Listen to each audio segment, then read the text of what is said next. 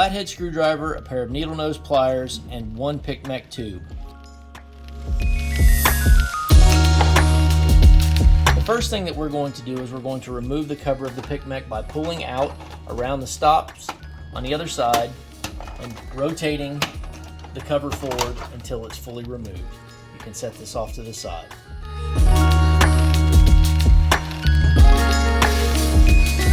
So the next thing to look at is this lever action pin. Right now it's not in the right spot. It's actually behind its hole where it's supposed to be.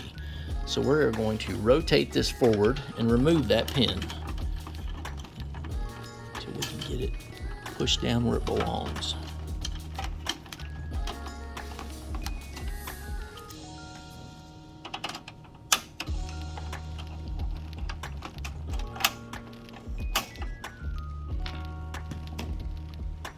So this is the pin that we're looking at, and it's supposed to be in this spot here, and it's supposed to be in this hole indicated right here. Okay.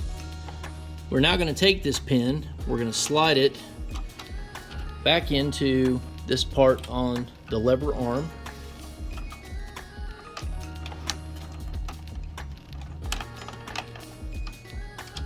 And push that pin into the hole. Now that pin is in its proper location. And the way that we know it's in its proper location is when we put in our tube and release it. Now when we pull down, that's allowing us to move the mechanism again.